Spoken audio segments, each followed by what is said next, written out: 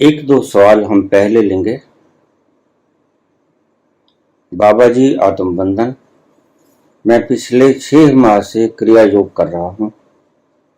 क्या बिना गुरु धारण किए भी केवल क्रिया योग करने से मैं परमात्मा प्राप्त कर सकता हूँ?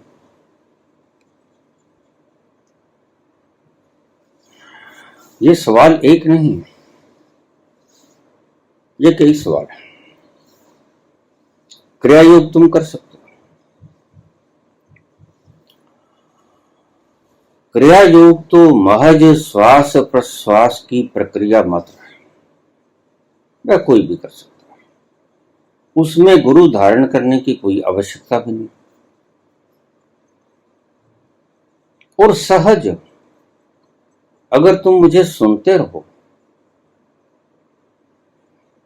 तो उस सुनने मात्र से भी तुम्हें मुझे गुरु धारण करने की कोई आवश्यकता नहीं। सवाल कहां आता है, अड़चन कहां आती है? जब आप क्रिया योग करते हो, भीतर का धूल धमास चेतन में आता है, वो आपको डराता है, कपाता है, वासनाएं उठती हैं, कभी वैराग्य आता है, कभी भोग की भावना आती है। तो इन प्रश्नों का आपके मस्तिष्क के पास कोई जवाब नहीं होता, वहां गुरु काम करता है। अगर आपने महज क्रिया योग का आनंद उठाना है तो आपको किसी गुरु की आवश्यकता नहीं, आपको खोल के समझाया हुआ है। क्रिया योग कीजिए, उसके बाद आपको आनंद आएगा, मस्ती आएगी, आप योग निद्रा में जाके आनंद मानिए। बस यहां तक क्रिया योग आपको ले जाएगा। जो शब्द आगे पूछा वह तो बड़ा मुश्किल सवाल पूछ लिया। क्या महज क्रिया योग करने से मैं परमात्मा को प्राप्त हो जाऊंगा? नहीं, क्योंकि रास्ता बड़ा लंबा है। क्रिया योग अपना फल देगा, ये सही है, उसमें मेरी कोई आवश्यकता नहीं। मेरी आवश्यकता जो थी वो समाप्त हो गई, क्योंकि मैंने डिक्लेयर कर दिया कि ये चीज आप ऐसे कीजिए। आप ध्यान में जाने के लिए तैयार हो जाओगे, बस। उसके लिए मैंने कोई शिविर का आयोजन नहीं किया। जैसे कुछ लोग श्वास प्रश्वास की क्रियाएं सिखाने के लिए शिष्य बनाते हैं, फीस चार्ज करते हैं, चंदा देना होता है, मासिक भत्ता देना होता है। ऐसा कुछ आडंबर मैंने नहीं किया है। मुझे जैसा मिला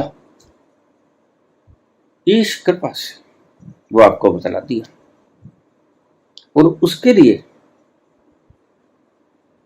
मैंने आपको सारे सूत्र बता दिए। यहां तक तो ठीक है, यहां तक मुझे गुरु धारण करने की अब कोई आवश्यकता नहीं, क्योंकि इसमें कुछ बताना शेष रहा नहीं। बताना शेष क्या रह गया वो आप बताओगे कि शरीर कंपता है बाबा, ये वासनाएं टूटती हैं, ये छलती हैं, ये काम वेग बढ़ गया है, जो प्रश्न भीतर से बहुत उठते हैं, मन ज्यादा खिलारा डालता है। ये सब जो प्रश्न आप करोगे इसका जवाब आपको कौन देगा? उसके लिए गुरु की आवश्यकता है आपको। तो क्रिया योग का अगर आनंद लेना है तो आप ले सकते हो, उसमें गुरु की कोई आवश्यकता नहीं। उसके लिए तो मैंने सारी पद्धति बता दी, लेकिन उसके आगे का जो सवाल है वो तो बड़ा दूभर है, तो हजारों सवाल उठेंगे। क्षण क्षण में आपको गुरु की आवश्यकता पड़ेगी। कंपोगे, डरोगे, ऐसा लगेगा मौत आई सामने खड़ी, तब क्या होगा? तब गुरु याद आएगा। और जिसकी बताई हुई प्रक्रिया है उसी गुरु से पूछना। मेरे पास रोज दूर दराज के फोन आ जाते हैं, क्योंकि मेरी वीडियोस के नीचे मेरा फोन नंबर दिया होता है। तो बस एक वीडियो सुनी, मेरा नंबर डायल किया, पता नहीं कहां से हूं कहां से नहीं। बाबा जी फिर ये जो शब्द चढ़ जाता है 10वें द्वार में, फिर उसके बाद मिलान कैसे होता है? मैं कभी तुम कौन से स्टेशन से बोल रहे? ये रॉन्ग स्टेशन लगा दिया। वो नहीं, मैं तो राधा स्वामी। हाँ तो फिर वहां जाइए ना, कम से कम पूछ तो लिया करो कि ये नंबर किसका है। ये मेरी पद्धति ही नहीं, मैं ऐसा कुछ नहीं बतलाता। तो कृपा करके उससे ही पूछिए। बड़े लोग मुझसे सवाल पूछते हैं, हमारे गुरु तब रहे नहीं, और बना लो भाई। किस मूर्ख ने कहा कि दूसरा गुरु मत बनाओ? अगर एक टीचर आपका मर जाता है, फिजिक्स पढ़ाने वाला, केमिस्ट्री पढ़ाने वाला, तो क्या आप पढ़ना छोड़ देते? 22 गुरु बदले बुद्ध ने और दत्तात्रेय ने। अगर एक गुरु नकारा हो गया, देह त्याग गया, तो क्या उन्होंने अपनी यात्रा रोक दी?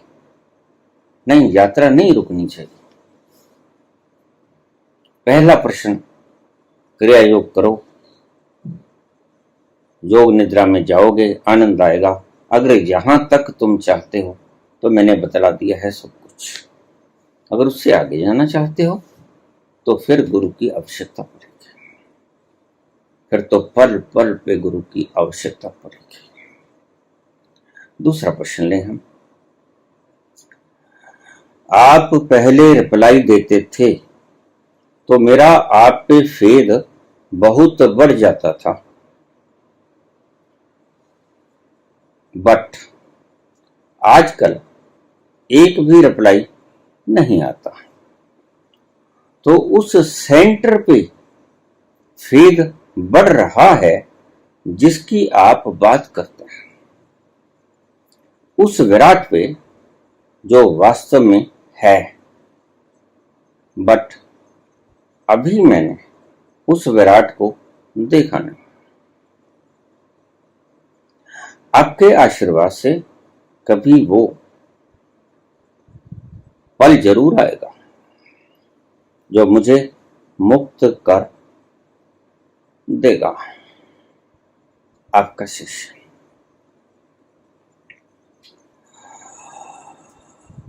पुत्र तुम बहक गए हो।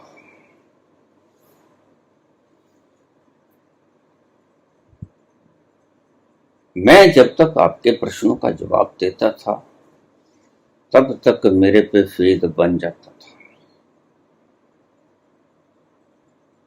मेरी तो मजबूरी है। जैसे जैसे संख्या में बढ़ोतरी होती जाती है, कभी सब्सक्राइबर 1 था और अब ज्यादा हो गए हैं। निश्चित रूप से प्रत्येक का हक समान है, प्रत्येक के प्रश्न लाजमी। और तुम कहते हो कि आप पहले जवाब दे देते थे और अब एक भी जवाब नहीं देते। ऐसे लोग अभी भी हैं जिनको आए मुद्दतें बीत गई और उनके एक भी प्रश्न का जवाब नहीं मिला, लेकिन उन्होंने मुझे कभी उलाहना नहीं दिया। ये एक तरीके का उलाहना ही है। आपके मन के भीतर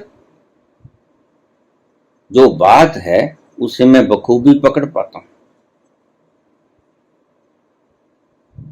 तुम ये कहना चाहते हो कि अगर आप जवाब देते रहते हो तो हमारी श्रद्धा बनी रहती है।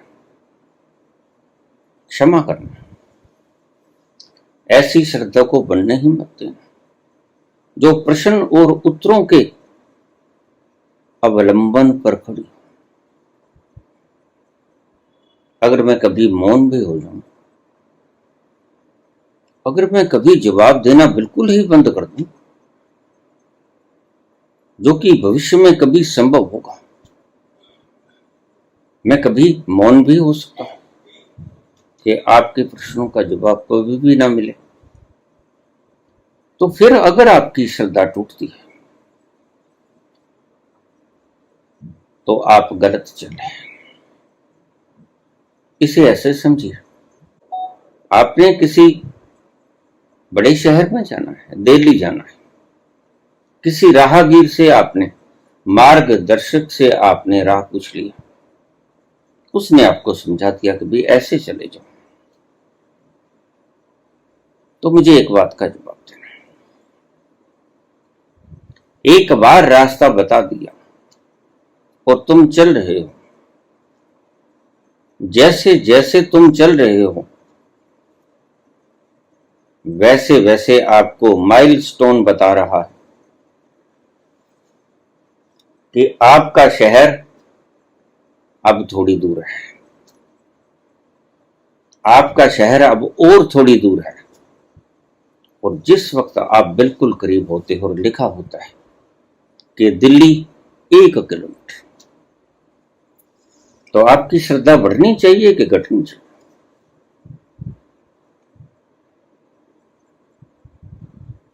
जिस सेंटर की तरफ मैं इशारा करता हूं, अगर उसके ऊपर श्रद्धा आपकी बढ़ गई है तो वह श्रद्धा नकली है, क्योंकि आप एक शब्द प्रयोग कर रहे हैं कि यद्यपि मैंने अभी उसे देखा नहीं, लेकिन उसके ऊपर श्रद्धा बढ़ रही है।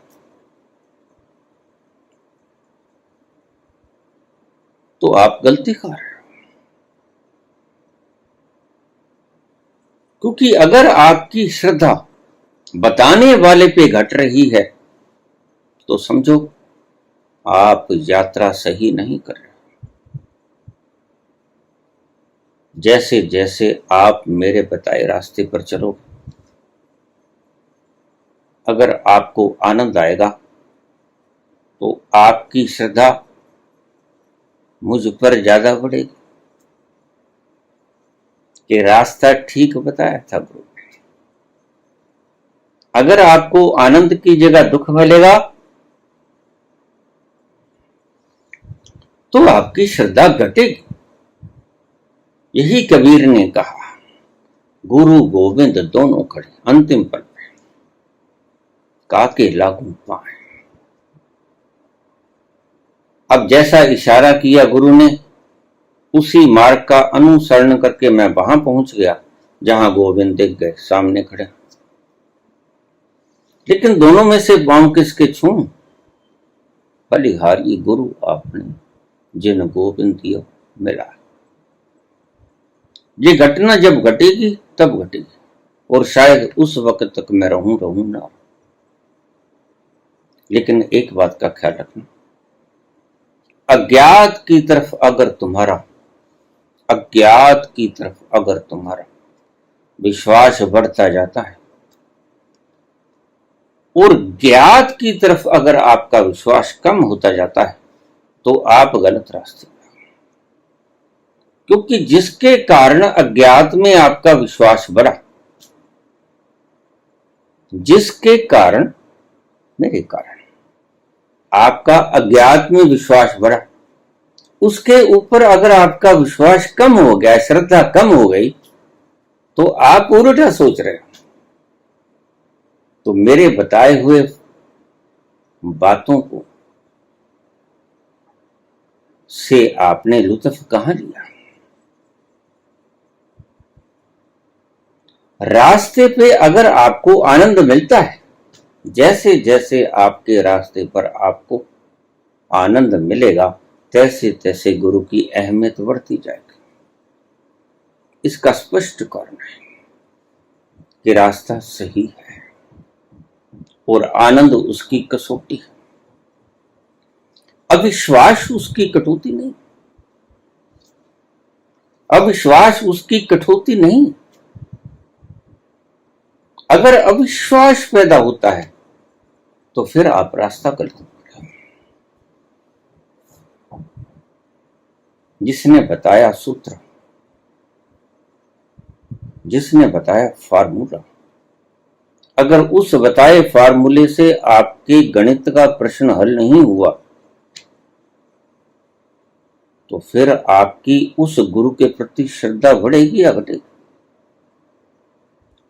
घटेगी, क्योंकि जो फार्मूला उसने बताया उससे तुम्हारा सवाल हल नहीं हुआ। मेरे पास रोज लोग आते हैं, बाबा 30 साल 25 साल फलाना धर्म में ये कर रहा हूं। मैंने कहा ये बात छोड़ो भाई, एक बात का जवाब दे दो। लुत्फ आता है, आनंद आता है, हवाओं में खुशबू बिखरती है, जिंदगी में घुंघरू चनकते हैं। ये तो बाबा नहीं होता। और क्या होता है? बस रुक्ष अपना कर्तव्य पूरा करता हूं, उठ जाता हूं। 30 हो गए, 35 हो गए, इतने साल हो गए। फिर मैं कहता हूं, फिर आप अपने गुरु से पूछें कि इतने वर्ष हो गए, आनंद आया क्यों नहीं? इतने वर्ष हो गए, ठहराव आया क्यों? अभी भी मैं दौड़ रहा हूं, अभी भी मेरी आस्था धन इकट्ठा करने में, अभी भी मेरी आस्था पदवियों में है, गद्दियों में है। अभी भी मैं कुछ सूचनाएं एकत्रित कर लेना चाहता हूं। और एक बात को ध्यान में रखना, इसको अंडरलाइन करना, जब तक आप सूचनाओं को ग्रहण करने की तलाश में हो, जब तक आप सूचनाओं को एकत्रित करने की तलाश में हो, तब तक एक बात स्पष्ट है कि आपको आनंद मिला ना।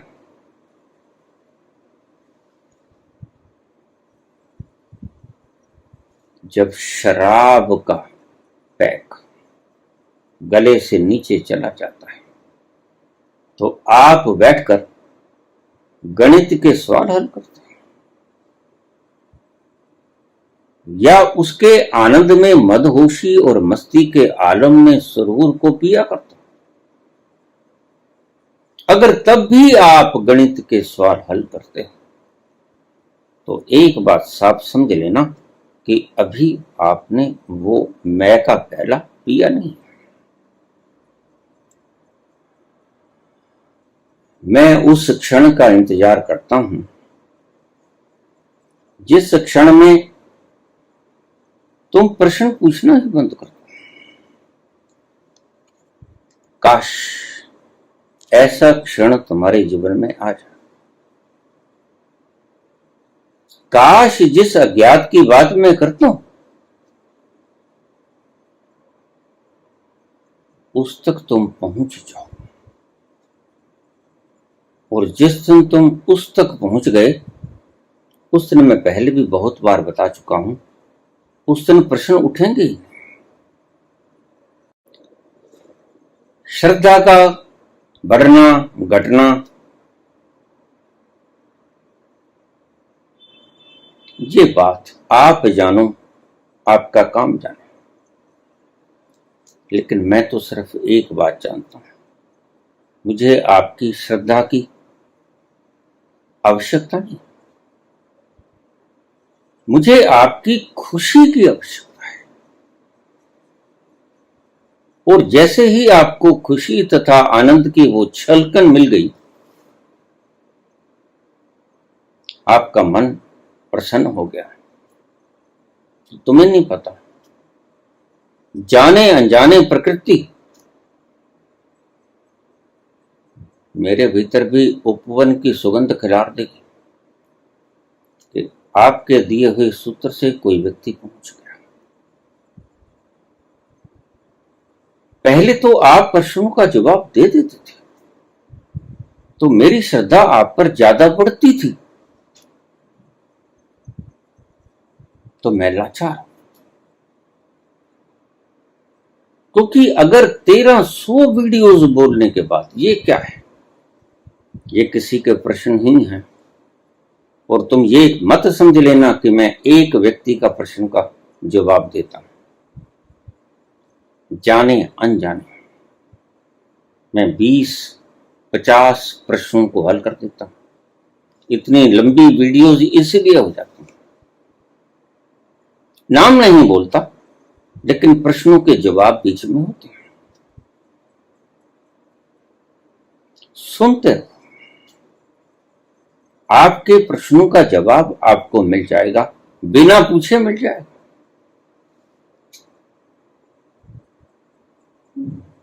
आपको पूछने की जरूरत भी नहीं पड़ेगी और आपको बिना पूछे आपके प्रश्नों का जवाब मिल जाएगा। 1300 लंबी लंबी वीडियोस में मैंने प्रश्नों के जवाब ही दिए हैं, उनमें और कुछ नहीं, और वो सब आप जैसे लोगों के। तो पहली बात, आपकी श्रद्धा मुझ पर बने या ना बने, ये गणित मत लगाना, क्योंकि इसका मैं मोहताज भी नहीं। किसकी श्रद्धा बनी, कितनी दूर बैठे तुम मुझे देख पाते हो, लेकिन मैं तुम्हें तो नहीं देख पाता। तुम कहां बैठे हो, कौन से शहर के हो, क्या नाम है तुम्हारा, और तुम्हें आनंद मिला कि नहीं मिला, तो तुम्हारी श्रद्धा बनी कि नहीं बनी, उससे मैंने क्या लेना देना। एक बात को समझ लेना, जो व्यक्ति करुणावश आपके उपकार हेतु बोल रहा है, वह आपसे प्रत्युत्तर में किसी प्रकार के फल की अपेक्षा नहीं करेगा। मैं आपसे किसी प्रकार के मान सम्मान श्रद्धा विश्वास की कामना नहीं करता हूं, इसलिए तो मैंने कभी आपका नाम नहीं पूछा। कभी पूछा आपका नाम? नहीं पूछा। सिर्फ दीक्षा के वक्त मैं एक बार आपका नाम पूछता हूं, वो मेरी अपनी प्रोसेस है। लेकिन कितने लोग मुझसे प्रश्न पूछते हैं, मैं उनसे नाम नहीं पूछता, शहर नहीं पूछता, कहां रहते हो, कैसे हो, क्या काम करते हो। किसी विशेष बात पर ये सब मुद्दे पूछे जाते हैं। सो ये प्रश्न तुम्हारा गैर जरूरी था, लेकिन इसमें जरूरत की एक बात थी औरों के लिए, आपके लिए नहीं। औरों के लिए बात यह थी कि श्रद्धा मेरे ऊपर बनी या टूटी, ये कोई विशेष बात नहीं है, आम बात है। जब तक आप उस चरम लक्ष्य तक पहुंच नहीं जाओगे, आप कंपते हुए खिलाड़ी हो। श्रद्धा बनेगी, कभी टूटेगी, कभी बिगड़ेगी, कभी बढ़ेगी, कभी घटेगी, सहज प्रक्रिया है। इसकी तरफ ज्यादा ख्याल भी मत करना। और अगर आपने जिस सेंटर की तरफ मैं इशारा कर रहा हूं उधर आपकी श्रद्धा बढ़ रही है और अकारण बढ़ रही है, तो आप गलती में। और दूसरा, अगर आपकी श्रद्धा आनंद के कारण बढ़ रही है, तो ध्यान रखना उसका स्वाद आपको आना शुरू हो गया। और यही मैं चाहता हूं। मेरी कामना क्या है, मेरी तमन्ना क्या है कि तुम अपनी ही उस अंतस का रस पी लो। क्यों बाहर बाहर भौंक रहे हो, काहे चक्कर लगा रहे हो?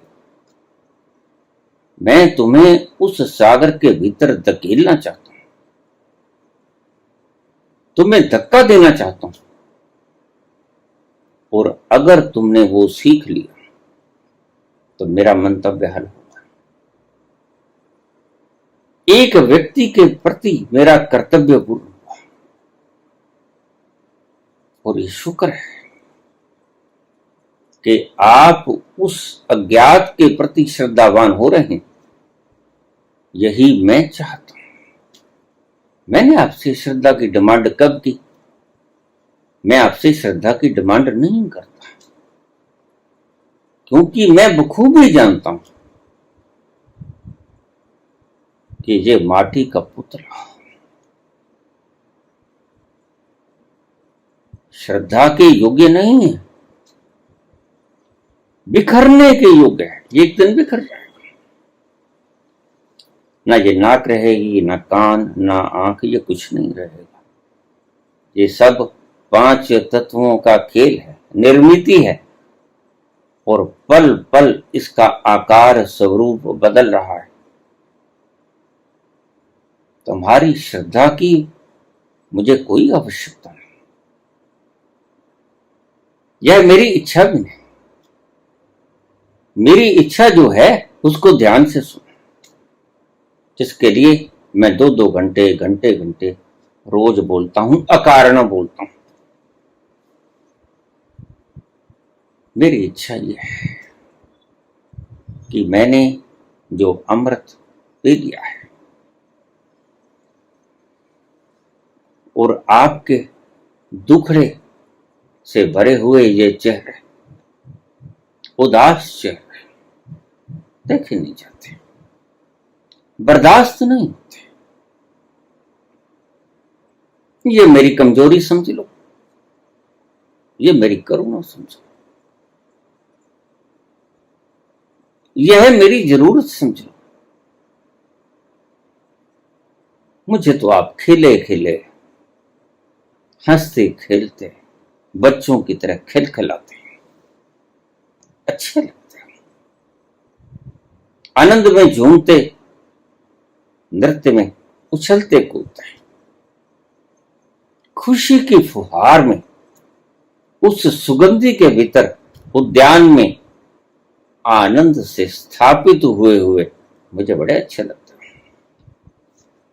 यही मेरी कामना है। मेरे ऊपर आपकी श्रद्धा बने। कब तक रहेगी? कितने साल और जीऊंगा? बिखर जाऊंगा, शीघ्र ही बिखर जाऊंगा। ढूंढे से भी आप इसका कण ढूंढ ना पाओगे। तो मेरे ऊपर श्रद्धा बने या बिगड़े, आप परवाह मत करना। अगर इन पचड़ों में उलझ गए तो मैं आपके लिए एक बंधन बन गया। इन पचड़ों में बिल्कुल मत उलझना। मेरे ऊपर श्रद्धा बनती है, नहीं बनती है, इन बातों को आप तिरस्कृत करते हैं। तो उन्मुख किस तरफ होना? उन्मुख उस तरफ होना जिसकी आपने बात की कि जिस सेंटर का मैं बार बार बार बार उल्लेख किया करता हूं, आपकी श्रद्धा उसके ऊपर घनीभूत हुए जाती है। यही मेरा प्रयोजन है। मेरी आंतरिक अपेक्षा यही है कि कैसे तुम उस अज्ञात के प्रति कृतज्ञ हो जाओ। तुम उसकी दी हुई सामग्री हर पल प्रयोग कर रहे, उसका दिया हुआ पदार्थ खा खाकर, प्रयोग कर करके आप हर वक्त बड़े हो रहे हो, लेकिन उसका धन्यवाद आपने कभी नहीं किया। क्यों नहीं किया? क्योंकि इस पदार्थ में, इस पदार्थ के ढांचे में आपको वो चीज नहीं मिली जो आपको तृप्ति दे दे। क्या है वो चीज? वो चीज है आनंद। आपको ये शरीर मिला, पंचभौतिक शरीर मिला,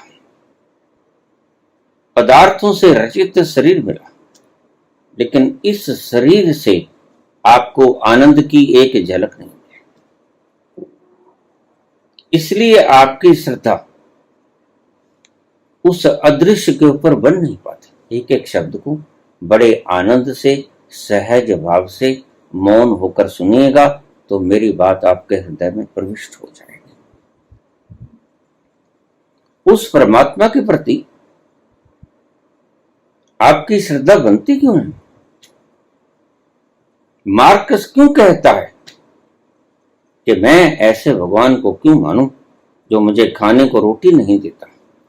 बिल्कुल ठीक बात है, लेकिन बेचारे मार्कस चूक जाते हैं। मार्कस को ये पता ही नहीं होता कि तुम सोए पड़ों का माल लुटेरे लूट के ले गए, अपने संदूकों में बंद कर दिया। ये तो बाद में समझाती है। एक बार तो तुम भी कहोगे कि हे परमात्मा, ये तू अन्याय क्यों कर रहा है? एक भूख से आदमी मर रहा है, एक ज्यादा खा के उल्टी कर रहा है। ये भेदभाव क्यों तेरी सृष्टि में? ये भेदभाव परमात्मा के कारण है। परमात्मा ने सर्जन किया, ये काफी है। एक भी वस्तु का सृजन वो काम कर देता तो तुम कहने वाले ना बचते। अगर वो ऑक्सीजन न बनाता तो तुम उलाहना दे पाते? उलाहना देने वाला ही ना रहता। तुम आज इतने बड़े होकर उलाहना देने के योग्य ना होते, जो आज आप उस परमात्मा को, जिसने सारी संरचना कर दी है, उसको गालियां दे रहे, उसको मानने से इनकार कर रहे हो। भला उसको फर्क क्या पड़ेगा? कभी सोचा? अगर तुम उसको नहीं मानते तो उसको कोई फर्क पड़ जाएगा? नहीं फर्क पड़ेगा। क्यों? क्योंकि वह मालिक है। वो जानता है कि ये बोलने वाले के ऊपर जो माल लगा है वो मेरा, और उसकी व्यवस्था ये है कि उसका जो भी कण कण उसने बना लिया, उसमें से तुम जर्रा भी साथ लेके कहीं नहीं जा सकते। जर्रा भी उसका कम नहीं होता और जर्रा भी उसका बढ़ता नहीं। इसलिए साइंटिस्ट कहते हैं, matter can neither be created, matter can neither be created nor can be destroyed. तुम ना तो उसकी बनाई हुई संरचना में एक बूंद जोड़ सकते हो जर्रा, और ना ही उसकी बनाई हुई संरचना में से एक जर्रा और जोड़ सकते हो, ना ही घटा सकते हो। इतनी है तुम्हारी औकात। मेरा यही उद्देश्य है, मेरा और कोई उद्देश्य नहीं। अन्यथा अगर कोई अन्य उद्देश्य होता तो उसके लक्षण आपको साफ साफ प्रतीत होते बाहर जगत में। मैं आपको घूमता फिरता नजर आता, मैं आपको अपने संप्रदाय को बढ़ाने की चेष्टा करते करते दिखाई पड़ता, मैं लोगों से पांव छुआता, मैं श्रद्धा और मान की सम्मान की मूर्ति बनने की कोशिश करता, मैं बड़े लंबे लंबे चौड़े चौड़े पंडाल लगाता और वहां खड़े होकर आपकी लाखों की भीड़ में कुछ बोलता। लेकिन मैं तो एकांत कमरे में बैठा बैठा जो आपको प्रसारित कर रहा हूं, उसमें ऐसा कुछ आपको लगता है? कुछ लक्षण आपको मिलते हैं कि जिससे इस किसी भी चीज को मैं प्राप्त करना चाहता हूं? भगवान कृष्ण ने बड़ी सुंदर बात कही। परमात्मा के पास ना तो कुछ ऐसा है जिसमें और जोड़ा जा सके, और ना कुछ ऐसा है जिसमें से और घटाया जा सके। तो ठीक कहती है बिल्कुल वही वैज्ञानिकों का सिद्धांत, matter can neither be created nor can be destroyed. तुम्हारी श्रद्धा उस अज्ञात की तरफ बढ़े, उत्तरोत्तर बढ़े, दिन दूनी रात चौगुनी बढ़े, उस अज्ञात स्रोत पे बढ़े जिसका दर्शन अभी आपने किया नहीं, लेकिन जिसका दर्शन मैंने कर लिया है। और अगर मैंने उसका दर्शन कर लिया तो माखन शाह लुबाना की तरह मैं एक प्रचार कर रहा हूं, साधो रे गुरु लाधो रे। जो अब तक खोया हुआ था, जो अब तक लोग आपको मूर्ख बना रहे थे तरह तरह के मार्ग दिखलाकर, अपनी मंशाओं को पूरा करने के लिए वो गुरु मुझे मिल गया। साधो रे गुरु लाधो रे। इसलिए मैं उस गुरु की तरफ बराबर इंगित करता हूं। पहुंच जा वहां जहां कोई दुख नहीं, जहां कोई तकलीफ नहीं, कोई रोग नहीं, जहां कोई कष्ट नहीं, क्लेश नहीं, तनाव नहीं, किसी प्रकार का झगड़ा नहीं, जहां मौज ही मौज है, जहां आनंद की रसधार बहती है, जहां ठंडी खुशबूदार हवाएं चलती हैं, जहां आनंद के स्रोत समुद्र की तरह भरे पड़े हैं, मैं उसकी तरफ इशारा करता हूं। लेकिन एक बात को ध्यान में रखना, तुम्हारे इन शब्दों से मुझे तुम्हारे लिखने पर संदेह पैदा होता है। जैसे जैसे तुम उस तत्व के पास जाओगे, अब इन शब्दों को आप अंडरलाइन कर लो, जैसे जैसे तुम उस तत्व के पास जाओगे आप में कुछ बदलाव होगा। क्या बदलाव होगा? आपको आनंद घनीभूत होगा। जैसे जैसे गहरे गए वैसे वैसे आपका आनंद बढ़ता चला गया, और जैसे जैसे आपका आनंद बढ़ेगा वैसे वैसे आपकी श्रद्धा मुझ पर मजबूत होगी। मार्गदर्शक सही है, आपको धन्यवाद है। और अगर मेरे प्रति धन्यवाद नहीं उठता तो आप कहीं किसी गलत रास्ते पर चल रहे हैं। आपके आनंद का बढ़ना, उस अज्ञात के ऊपर श्रद्धा होना आपको आनंद देके जाएगी, एक रहस्यमयी आनंद। और उस रहस्यमयी आनंद से जब आपका रोआ रोआ थर्राएगा, रहस्य से भर जाएगा, तो आपके भीतर का रोआ रोआ मुझे भी धन्यवाद देगा।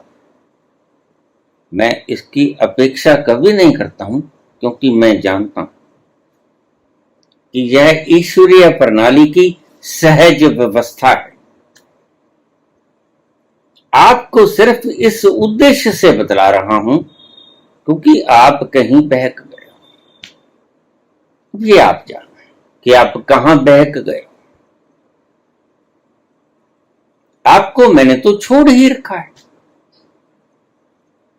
अगर आपका मेरे साथ कोई कम्युनिकेशन ना हो तो आप कहीं भी चले जाओ, मेरी बातों को सुनना बंद करो, किसी और गुरु के चैनल पर चले जाओ, मजे से जा सकते हो, कौन रोकता है।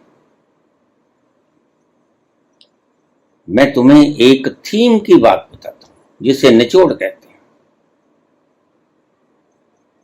मार्गदर्शक को तुम तभी धन्यवाद दोगे अन्यथा गालियां न खाओगे। ये उलट बात जो आपने की, ये अगर किसी और भी व्यक्ति के मन में ये बात हो, उन हजारों लोगों की बात का मन का शंका ये खत्म हो जाए, इसलिए मैं बोला, अन्यथा बोलने जैसा कोई प्रश्न नहीं है इसमें। मैं इसलिए बोला हूं कि आपको साफ साफ स्पष्ट मिरर में अपनी तस्वीर दिख जाए। किसी मैथ के टीचर ने आपको एक फॉर्मूला दे दिया, विधि बता, और आपने वो फॉर्मूला लगाया और आपका प्रश्न सॉल्व नहीं हुआ, तो आप क्या कहोगे? आपकी श्रद्धा उस फार्मूला बताने वाले गुरु के ऊपर से कम हो जाएगी या उठ जाएगी। और अगर उसका फार्मूला सही लग गया और आपका प्रश्न हल हो गया, कुंजी लग गई ताले, तो फिर आपका मन उस गुरु के ऊपर आपकी श्रद्धा बढ़ जाएगी। ये दोगली जो बात की गई इस प्रश्न में, मुझे इसलिए बोलना पड़ा। आपकी श्रद्धा, आपका विश्वास, आपका मान, आपका सम्मान, आपका झुकना, आपका अच्छा बुरा कमेंट करना मेरे ऊपर जरा भी प्रभाव नहीं डालता है। मैं वो तत्व हूं जहां कोई आग नहीं पहुंचती, कोई शस्त्र नहीं पहुंचता, कोई बाढ़, कोई तूफान, मैं इन सब से परे, भीषण तूफानों से परे मेरा निवास है। मैं वहां हूं। कौन आरती उतार रहा है, कौन गालियां दे रहा है, मुझे जरा भी इसमें रुचि नहीं। इससे जरा भी मुझे कोई तकलीफ नहीं होती और कुछ भी मुझे फर्क नहीं इससे पड़ता। क्यों? क्योंकि मैं उस तल पर बैठा अपने आनंद में हूं।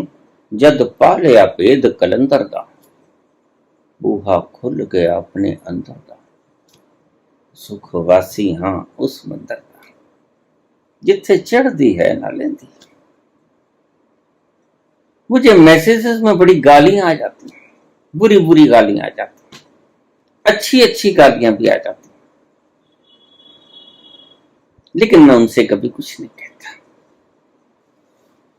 अब भला मैं सोच ही लेता हूं, जब इसके भीतर यही कुछ था, यही कुछ दे दिया इसने, जो अंदर था वही तो बाहर आएगा। जरा समझिए, स्वस्थ आदमी के चाकू चलाओगे क्या निकलेगा? खून। और कैंसर के फोड़े से युक्त मरीज के ऊपर चाकू चलाओगे क्या निकलेगा? मवाद। फिर जो आपके अंदर है वही निकलेगा। अगर आप गाली देते हो किसी को तो ये समझ लेना कि आपके भीतर वो मवाद छुपी पड़ी थी, बस दूसरे के शब्दों ने चाकू का काम किया। जो मवाद की दुर्गंध वह निकली। इसलिए तो लोग इस मवाद से भरे पड़े हैं। भला कसूर लड़ते आदमी हैं आप सुन, गालियां मां बहनों को सुननी पड़ती, उनका क्या कसूर भाई, घर में बैठो। नहीं, उनका भी कोई कसूर नहीं। कसूर इस गालियां देने वाले का भी नहीं, कसूर उस नासूर का है जो तुम्हारे भीतर किसी ने पैदा कर दिया। उस रोग का कसूर है, उस फोड़े का कसूर है, कैंसर सा जो दुर्गंध से भरा हुआ है। किसी की कोई भी बात आपके उस कैंसर के फोड़े के ऊपर चाकू का काम कर सकती है। जट से मवाद बह निकलती है और जो भीतर है वो बाहर आता है।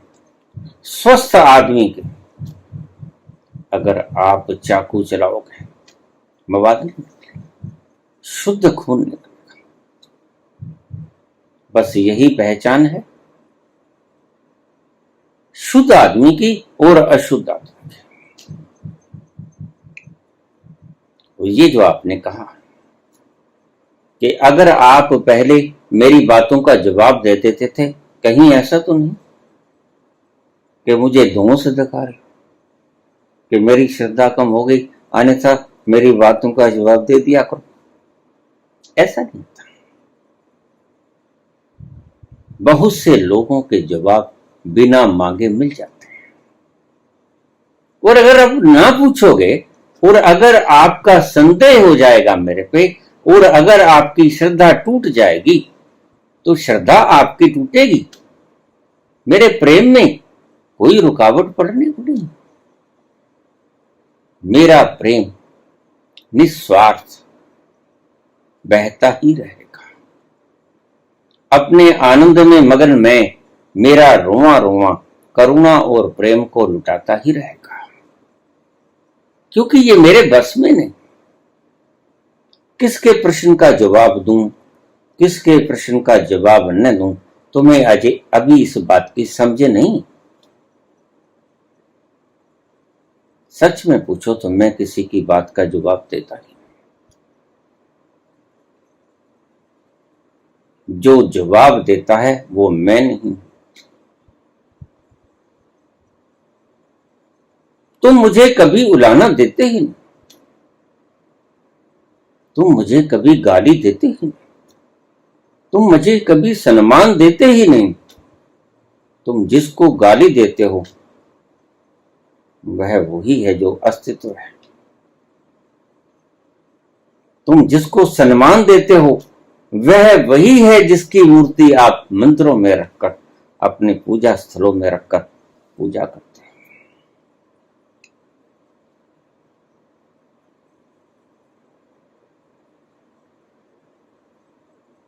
वह मुझसे अलग नहीं।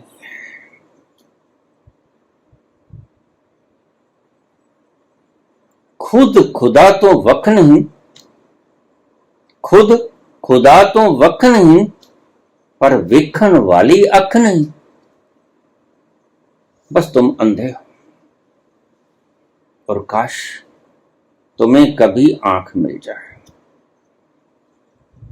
इसी प्रयास में रत दिन भर रात रोज बरसों से बोल रहा हूं। शायद मैंने कभी आपसे पुरस्कार की कामना भी न की, करूंगा भी नहीं। इस गलत फहमी में मत रहे कि अगर आप मुझे श्रद्धा की दृष्टि से नहीं देखोगे तो मेरा कुछ घटने वाला है। नहीं, श्रद्धा की दृष्टि से देखोगे तो मेरा कुछ बढ़ने वाला नहीं। अश्रद्धा की दृष्टि से देखोगे तो मेरा कुछ घटने वाला नहीं। मैं जो हूं, जितना हूं, जैसा हूं, जैसे हूं, उसमें से जर्रा घटता नहीं, उसमें से जर्रा बढ़ता नहीं। मैं कुछ ऐसा तो जो रोए रोए में छिपा हुआ तुम्हारे भीतर भी, दुश्मनों के भीतर भी, मित्रों के भीतर भी, अपनों के भीतर भी, परायों के भीतर भी, मैं रोए रोए में छिपा हुआ वो अंशु। ईशावास्यमिदं सर्वम यत् किंच जगत्याम जगत्। इस सृजना में कुछ भी ऐसा नहीं जो मुझसे विहीन हो, ऐसा मैंने देखा। न मैं शास्त्र पढ़कर ये शब्द बोल रहा हूं, न मैं किसी गुरु के ज्ञान को सुनकर ये शब्द बोल रहा हूं। मैंने ऐसा जाना, खुद जाना। न किसी का अनुभव मेल खाता है तो ठीक, किसी का अनुभव मेल नहीं खाता तो ठीक, लेकिन मैं जो बोल रहा हूं वह बिल्कुल ऑथेंटिक बोल रहा हूं। उसमें मुझे कोई शक नहीं। कोई शक करे यह मुसीबत उसकी, वो मुसीबत मेरी नहीं। अगर कोई श्रद्धा न करे, किसी की श्रद्धा कम हो जाए, टूट जाए, बढ़ जाए, टीसियों पे चढ़ जाए, वो मुसीबत उसकी, वो खुशी उसकी, मेरी नहीं।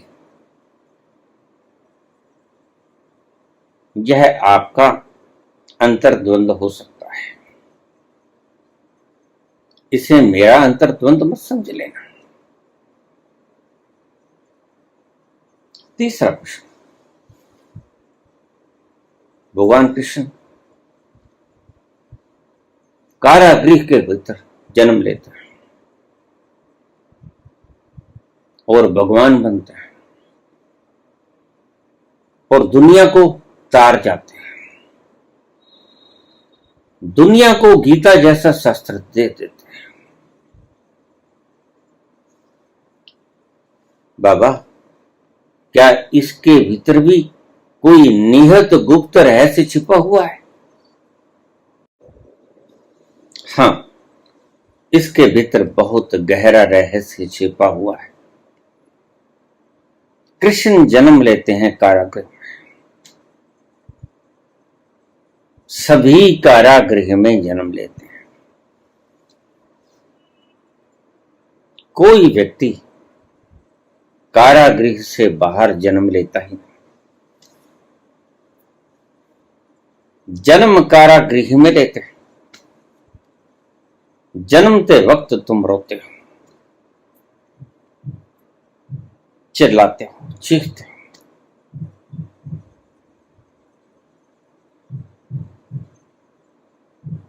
और फिर तुम उस स्थान पे पहुंच जाते हो जहां हंसते हंसते हो विदा होते हो। जीवन के सभी क्रियाकलापों को संपूर्ण करके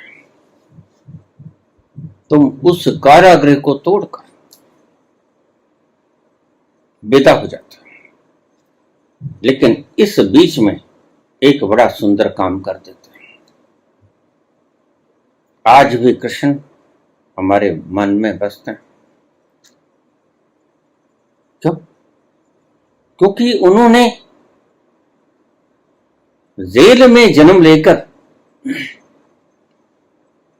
तुम्हारे बंधनों को तोड़ा, और तुम कृष्ण के उपदेशों से अपने बंधनों को तोड़ सकते हो अगर चाहो। कृष्ण इसके लिए वाजिद नहीं होता। ये तुम्हारी मर्जी है कि तुम चाहो तो इन बंधनों को तोड़ सकते हो। लेकिन जन्म जो लेता है व्यक्ति, वह जन्म तो कारागृह में लेता है। उसे तुम घर कह लो, उसे तुम अस्पताल कह लो, उसे तुम खुला आसमान कह लो। जो भी जन्म लेता है, जन्मते वक्त तो कारागृह में ही होता है। लेकिन उसके बाद तुम उस कारागृह से मुक्त होने के लिए कुछ करते हो कि नहीं करते? बस निर्भर इस बात पे करता है। और कृष्ण कारागृह में जन्म लेके उनकी जीवनी ये कहती है कि जैसे कृष्ण कारागृह में जन्म लेके जाते हुए हंसते हंसते जाते और अनंत लोगों के दिलों पर राज करते करते जाते और अनंत लोगों के प्रेम का संदेश देते हैं, रास रचाते हैं मधुबन में, निधि वन में रास रचाते हैं, मुरलिया सुनाते हैं, तुम्हें रस भाव विभोर करते हैं।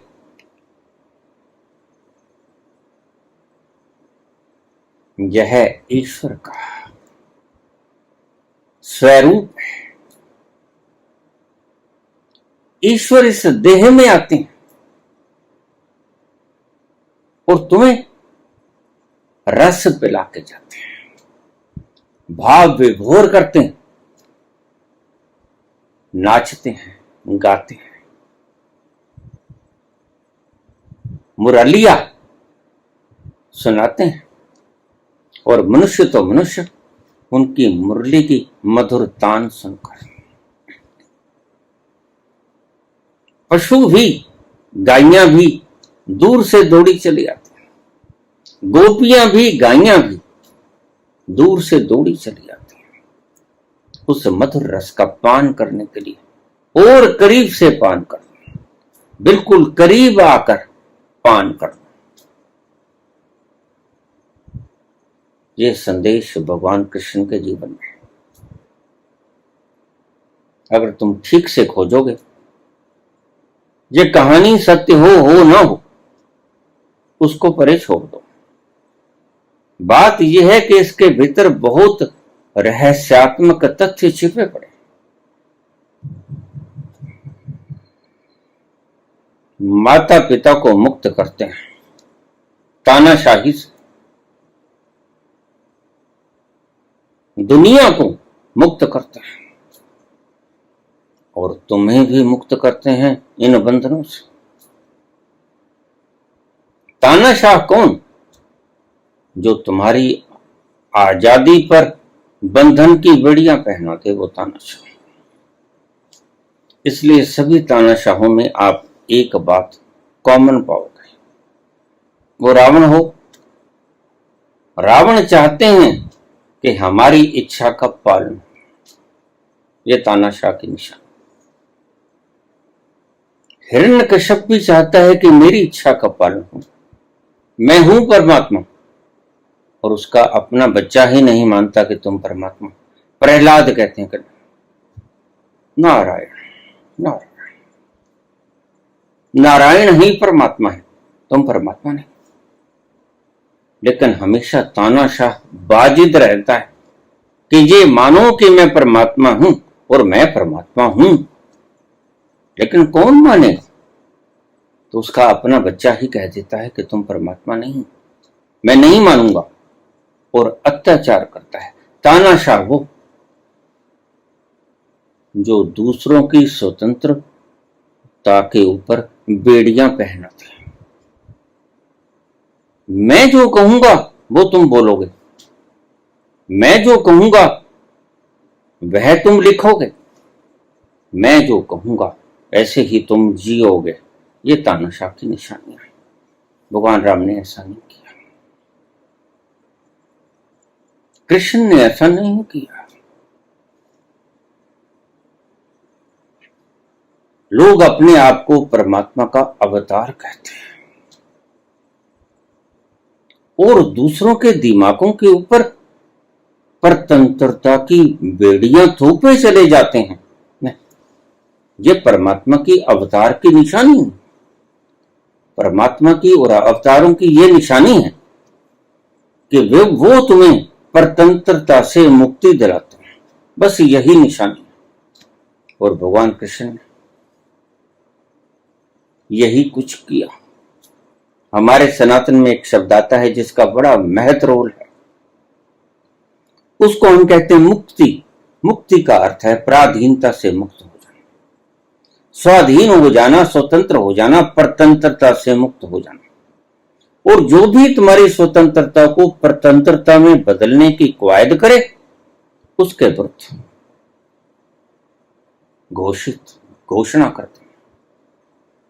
ऐसे कृष्ण ने घोषणा की, चाहे उसका सका मामा था लेकिन वह तानाशाह था। किस अपराध में देवकी और वासुदेव को उसने कैद कर रखा था, और कौन सा अपराध था जिससे उसके सब बच्चों को मार देता था।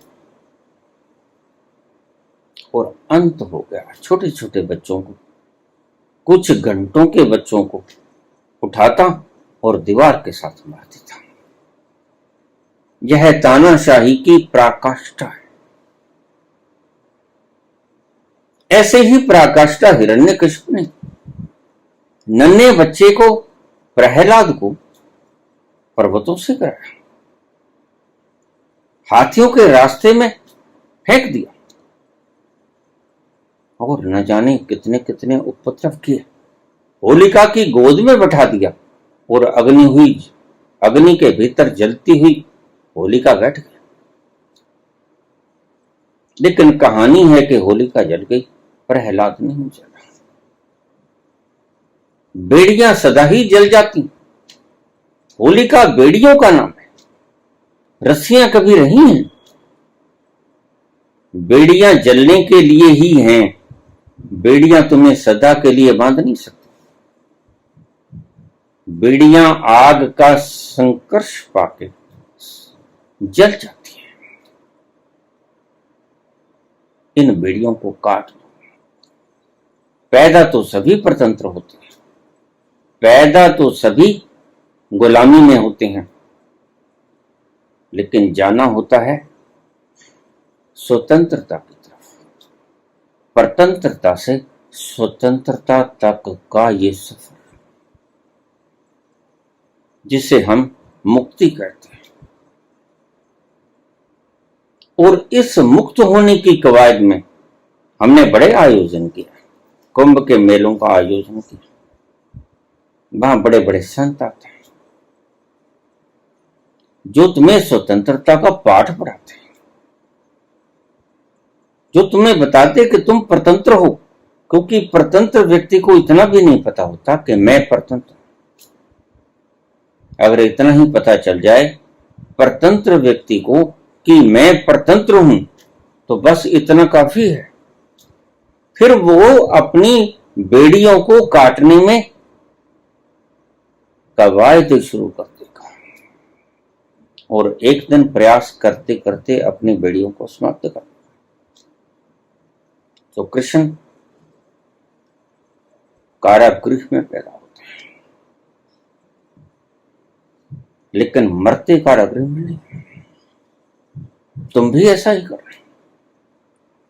तुम पैदा तो कारागृह में हुए हो, परतंत्रता की बेड़ियां साथ लेके पैदा हुए हो, लेकिन ऐसे ऐसे मर मत जाना। मरने से पहले इन परतंत्रता की बेड़ियों को काट देना। वो परतंत्रता क्या है? तुम स्वाधीन नहीं, तुम पराधीन हो। ये पराधीनता की बेड़ियों को काट दो। पराधीनता की बेड़ियां क्या है? कबीर ने कहा है, आए हैं सो जाएंगे, राजा रंक फकीर। एक सिंहासन चढ़ चले, एक बंधे जात जंजीर। और अगर तुम परतंत्रता के जंजीरों में बंधे बंधे जन्म लिए हो और विदा भी ऐसे ही हो गए बंधे जात जंजीर, तो फिर जिए जिए ना जिए बराबर। तो कृष्ण का जीवन तुम्हें एक ये सिखा के जाता है कि पैदा तो सभी परतंत्रता में ही होते हैं, बेड़ियों से युक्त ही जन्म लेते हैं सभी, लेकिन बंधे बंधे इन जंजीरों से आप रुखसत ना हो जाना, इन्हें तोड़ के जाना, लिबरेट होके जाना, मुक्त होके जाना। यही संदेश भगवान कृष्ण के जीवन से है। आजाद होके जाना, एक सिंहासन चढ़ चले। सिंहासन का अर्थ जो स्वतंत्र है, जो परतंत्र है, एक बंधे जात जंजीर। कृष्ण के जीवन में यही कुछ कहते हैं। कृष्ण आए और कृष्ण का जीवन, सारे का सारा जीवन इतना मोहक है, इतना रस से परिपूर्ण है कि दुनिया के सारे रस फीके पड़ जाते हैं।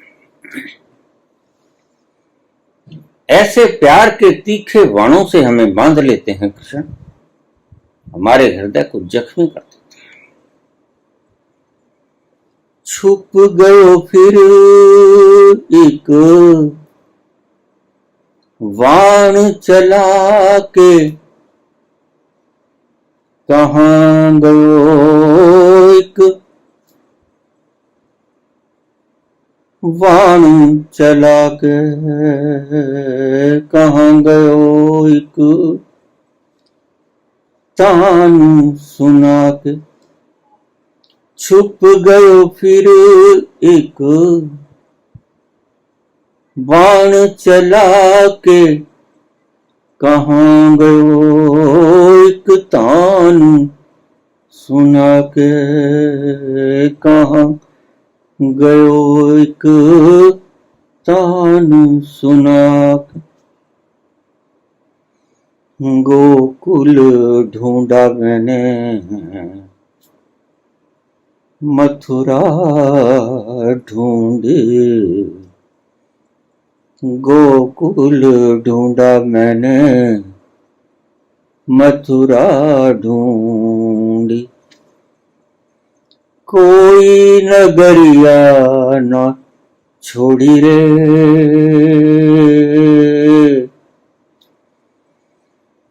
सुध बिसरा गयो मोरे, वो काला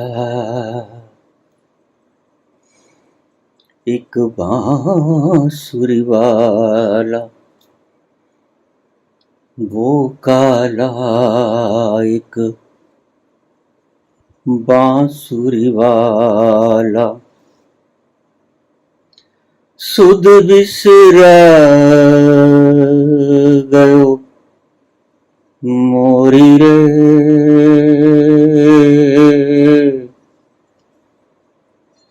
सुध बिसरा गयो मोरे,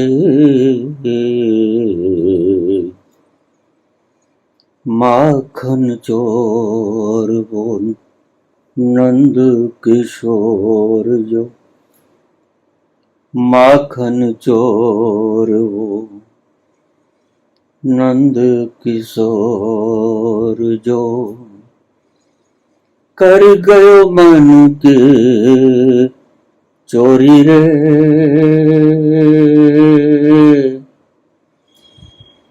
सुध बिसरा गयो मोरे,